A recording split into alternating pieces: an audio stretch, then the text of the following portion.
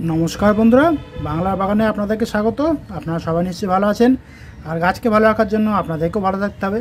দেখেন, আপনাদের সবার প্রিয় বাংলার বাগানে এই সাদা রঙের দোপাটি ফুলগুলি কিন্তু ফুটেছে আজ। দেখেন আপনারা কত বড় ফুলগুলি ফুটেছে। দেখেন, এই দেখেন দেখেছেন, গাছ ভর্তি করে কিন্তু ফুল আমি পাচ্ছি এই মোটামুটি এই সময়। এছাড়াও বিভিন্ন কালার আছে, গোলাপি কালার আছে, এরকম রেড কালার আছে। দেখেন ডিপ রেড, পুরোটা রেড বলতে পুরো রেড নয়, রেড আর অরেঞ্জ মিক্সড আছে কালারটার সঙ্গে। দেখেন এখানে আছে রানী কালার, বিভিন্ন বর্ণের আছে। আবার আমার কাছে একটু গোলাপি মিক্সড আছে সাদার সঙ্গে, সেটাও আছে আমার কাছে। তো ফুল মোটামুটি কম বেশি কিন্তু আমি পাচ্ছি। আর আপনাদেরকেও আমি দেখিয়েছিলাম যে কিভাবে আপনারা দোপাটি ফুলের চারা কেমন ধরনের মাটিতে রোপণ করবেন না করবেন, কেমনভাবে পরিচর্যা করবেন না করবেন, কিভাবে খুব দ্রুত ফুল আনতে পারবেন না পারবেন, গাছগুলি কীভাবে দ্রুত ঝাঁকড়া করবেন, সে সম্বন্ধেও সমস্ত রকমের ভিডিও আমার চ্যানেলে দেওয়া আছে, আপনারা দেখে নেবেন। আপনারাও নিশ্চয়ই আপনাদের বাড়িতে মানে জমিতে আর কি বা টবে এই দোপাটি ফুল গাছ লাগিয়েছেন। অবশ্যই আপনারাও নিশ্চয়ই আমার থেকে আরও বেশি সংখ্যায় ফুল পাচ্ছেন, আরও বা আমার মতনই ফুল পাচ্ছেন। কারণ এই সময় কিন্তু প্রচুর সংখ্যায় ফুল দোপাটি ফুল গাছ থেকে পাওয়া যাবে। আর এরপরে যখন সিজন শেষ হয়ে যাবে তখন কিন্তু দোপাটি ফুল আর ভালো আপনারা পাবেন না। টাইটেল আর থাম্বনেল দেখে আপনারা নিশ্চয়ই বুঝতে পেরেছেন যে আমি আজ আপনাদের সঙ্গে কী গাছ পরিচর্যা নিয়ে আলোচনা করতে চলেছি। তো তাহলে চলুন সেই আলোচনার বিষয়ের দিকে তাহলে এবার যাওয়া যাক।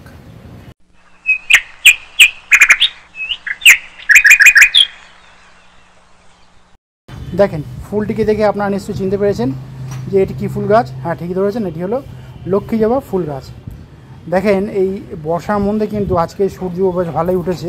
তো এই গাছে কিন্তু আমি আজকে খাবার দেব।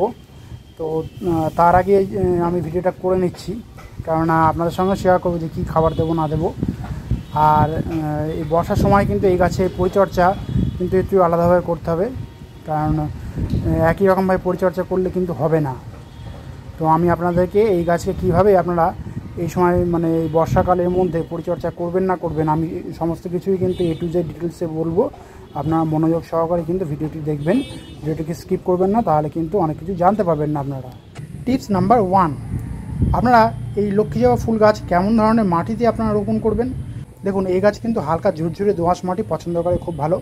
সেই জন্য হালকা দোআঁশ মাটি তৈরি করে নিয়ে কিন্তু আপনারা আপনাদের বাড়িতে টবে আপনারা এই গাছ রোপণ করতে পারেন। আপনারা হালকা দোআঁশ মাটি তৈরি করবেন কীভাবে, আপনারা 50% গার্ডেন সয়েল নেবেন, তার সঙ্গে 40% আপনারা মোটা দানার লাল বালি আপনারা মিশিয়ে নেবেন। নিয়ে তার সঙ্গে বাকি যে 10% রয়েছে, সেই 10% বিভিন্ন রকমের জৈব খাবার অর্থাৎ শিংকুচি, হাড় গুঁড়ো, রক্তসার, নিমখোল এবং ভার্মি কম্পোস্ট বা গোবর সার আপনারা ভালোভাবে মিশিয়ে নিয়ে আপনারা সেই মাটি কিছুদিন রেখে দেবেন। তারপরে কিন্তু আপনারা এই গাছ রোপণ করবেন সেই মাটিতে। তাহলে কিন্তু এই গাছ খুব ভালো হবে এবং গাছের বৃদ্ধিও কিন্তু খুব ভালো আসবে। আপনারা এই সময় কিন্তু নার্সারি থেকে কিন্তু এই গাছ সংগ্রহ করে আমি যে ধরনের মাটি তৈরি করতে বললাম সেই ধরনের মাটিতে আপনারা বসাতে পারেন। আপনারা 8 ইঞ্চি টবে প্রথমে বসাবেন, তারপরে গাছটা বড় হলে 10 ইঞ্চি টবেও আপনারা এই গাছ রোপণ করতে পারেন। আপনারা মাটিতেও আর কি এই গাছ করতে পারেন খুব সহজেই, কোনো অসুবিধা হবে না। টিপস নাম্বার 2, এই গাছ যখন আপনারা যে টবে আর কি রোপণ করবেন, ড্রেনেজ সিস্টেমটাকে ভালোভাবে তৈরি করে নিয়ে কিন্তু আপনারা এই গাছ রোপণ করবেন, কারণ এই গাছ কিন্তু বেশি জল পছন্দ করে না। আপনারা তাহলে ড্রেনেজ সিস্টেমটাকে কীভাবে তৈরি করবেন, দেখুন, প্রথমে একটা খোলামকুচি দেবেন, তার উপরে যে নুড়ি পাথরগুলি হয়, বালির যে পাথরগুলি আর কি, সেই পাথর আপনারা দিয়ে একটা লেয়ার করবেন। তার উপরে একটা মোটা দানার বালি দিয়ে আপনারা 3টে লেয়ার করে মোটামুটি আপনারা ড্রেনেজ সিস্টেমটাকে তৈরি করবেন। দিয়ে আপনারা মাটি দিয়ে আপনারা এই গাছটিকে রোপণ করতে পারেন। তাহলে দেখবেন আপনাদের টবের মাটিতে কিন্তু সহজে জল দাঁড়াবে না এবং গাছের কোনো ক্ষতি হবে না। টিপস নাম্বার 3, এই গাছে জলসেচ ব্যবস্থা আপনারা কেমন করবেন। দেখুন, এখন যেহেতু বর্ষাকাল চলছে, জল বেশি করে কিন্তু আপনারা কখনোই দেবেন না। আর আমি যেরকম মাটি তৈরি করতে বলেছি সেরকম মাটি তৈরি করে নেবেন, ড্রেনেজ সিস্টেমটা ভালোভাবে তৈরি করে নেবেন। তাহলে যত বৃষ্টিই হোক আপনাদের টবের মাটিতে কিন্তু কখনোই জল দাঁড়িয়ে থাকবে না। আর মাটি যদি দেখেন, আমার যেরকম মাটি আজকে শুকিয়ে গেছে, রোদ্দুর উঠেছে বলে এরকম শুকিয়ে গেছে, তাহলে কিন্তু জল আপনারা দেবেন। আপনারা যে কোনো খাবারে কিন্তু এই শুকনো মাটিতেই কিন্তু প্রয়োগ করবেন। ভিজে মাটি এত অবস্থাতে কিন্তু কোনো রকমের খাবার বা জল কিন্তু প্রয়োগ করবেন না কখনোই, তাহলে কিন্তু গাছের ক্ষতি হয়ে যাবে। টিপস নাম্বার 4, আপনারা এই গাছ বসিয়ে আপনারা কেমন জায়গাতে রাখবেন। দেখুন, আমরা সবাই জানি জবা গাছ কিন্তু সূর্যালোক বেশ ভালোই কিন্তু পছন্দ করে, সেই জন্য সকাল থেকে বিকাল পর্যন্ত রোদ্দুর পায়, সেরকম জায়গাতে কিন্তু এই গাছ আমাদেরকে রাখতে হবে। কারণ ভালো সূর্যালোক না পেলে কিন্তু এই গাছের বৃদ্ধিও থমকে যাবে এবং ভালো পরিমাণে ফুল কিন্তু আপনারা পাবেন না এবং গাছের মানে ক্ষতি হয়ে যাবে এতে আর কি, যাকে বলা হয়। কারণ গাছ যদি পত্ররন্ধ্রের মাধ্যমে সালোক সংশ্লেষ না করে যদি খাবার তৈরি করতে না পারে, গাছ কীভাবে তাহলে ফুল দেবে? দেখুন আজকে যেরকম সূর্যালোক উঠেছে, এরকম টানা সূর্যালোকে কিন্তু রাখবেন আপনারা, সকাল থেকে বিকাল পর্যন্ত যাতে রোদ্দুর পায়। কোনো শেড এরিয়াতে বা কোনো ছাওয়া জায়গাতে বা কোনো বারান্দাতে কিন্তু এই গাছ খুব একটা ভালো হবে না। টিপস নাম্বার 5, কাটাই ছাঁটাই। দেখুন এখন যেহেতু বর্ষা চলছে, এখন কিন্তু কখনোই ভুল করে কিন্তু কাটা ছাঁটাই করবেন না। দেখেন আমি এখানে কাটা ছাঁটাই আমি করেছিলাম মার্চ মাস নাগাদ, মার্চ মাসের শেষের দিকে আর কি কাটা ছাঁটাই করেছিলাম। তারপরেই কিন্তু এরকম ব্রাঞ্চ ছেড়েছে এবং গাছগুলি কিন্তু ঝাঁকড়া হয়েছে। এখন যেহেতু বর্ষাকাল চলছে, ভুল করেও কিন্তু এখন কাটা ছাঁটাই করবেন না, তাহলে কিন্তু গাছের ডালগুলিতে ফাঙ্গাস অ্যাটাক হয়ে যেতে পারে যখন তখন, এর ফলে কিন্তু গাছটিও কিন্তু মারা যেতে পারে। সেই জন্য বলছি কাটা ছাঁটাই এখন করবেন না, আবার শীতের সময় কিন্তু আপনারা কাটা ছাঁটাই করবেন, তাহলে দেখবেন গাছটি ভালো থাকবেন, সুস্থ থাকবে। টিপস নাম্বার 6, এবারে বলি এই এখন যেহেতু বর্ষা চলছে, এই গাছকে কিন্তু কোনো রকমের সর্ষের খোল ভেজানো জল বা কোনো চাপান সার কিন্তু আমি দিতে পারছি না। তো তাহলে এই সময় এই গাছকে কী খাবার দেবো? দেখুন রাসায়নিক খাবার কিন্তু এই গাছকে আমাদের দিতেই হবে এই সময়, কারণ এই গাছে যদি আমরা খাবার না দিই, গাছ কিন্তু খুব সহজেই তার খাবারের যে চাহিদা, সেই খাবারের চাহিদা পূরণ করতে পারবে না, এবং আমরাও কিন্তু ভালো সংখ্যায় ফুলও কিন্তু এই গাছ থেকে পাবো না। তো এই সময় তাহলে আপনারা কী খাবার দেবেন? দেখুন জবা গাছ কিন্তু সবসময় পটাশ জাতীয় খাবার ভালো পছন্দ করে, নাইট্রোজেন এবং ফসফেট কিন্তু একদমই এই গাছে দেওয়া যাবে না।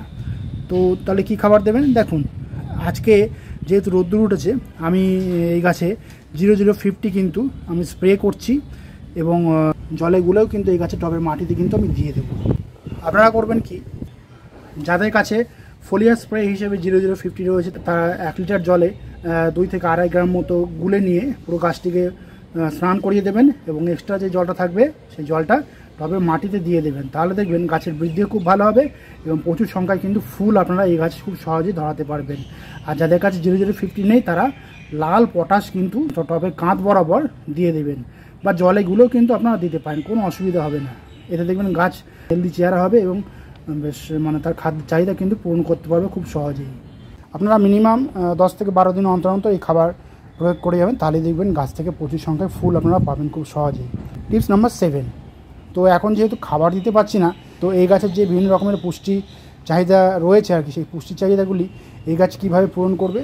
দেখুন এই সময় কিন্তু আমাদেরকে অনুখাদ্য কিন্তু এই গাছে প্রয়োগ করতে হবে। আপনারা করবেন কি, যে কোনো প্রকারের অনুখাদ্য 1 লিটার জলে 2 থেকে 2.5 গ্রাম ভালোভাবে গুলে নিয়ে, যেদিনকে দেখবেন শুকনো ওয়েদার থাকছে, আপনারা সম্পূর্ণ গাছটিকে স্নান করিয়ে দেবেন, এবং এক্সট্রা যে জলটা থাকবে সেই জলটা কিন্তু টবের মাটিতে প্রয়োগ করে দেবেন। তাহলে দেখবেন সেই অনুখাদ্য থেকে কিন্তু গাছ সমস্ত রকমের পুষ্টিমূল্য পেয়ে যাবে, এবং তার খাদ্যের চাহিদাও কিন্তু সহজেই পূরণ করতে পারবে, এবং গাছেরও কিন্তু কোনো রকমের খাদ্যের অভাব আর থাকবে না, এবং প্রচুর সংখ্যায় কুঁড়ি কিন্তু আপনাদের কাছে খুব সহজেই আসবে। টিপস নাম্বার 8, এখন যেহেতু বর্ষাকাল চলছে, এই গাছে কিন্তু ফাঙ্গাসের অ্যাটাক যখন তখনই কিন্তু ঘটতে পারে।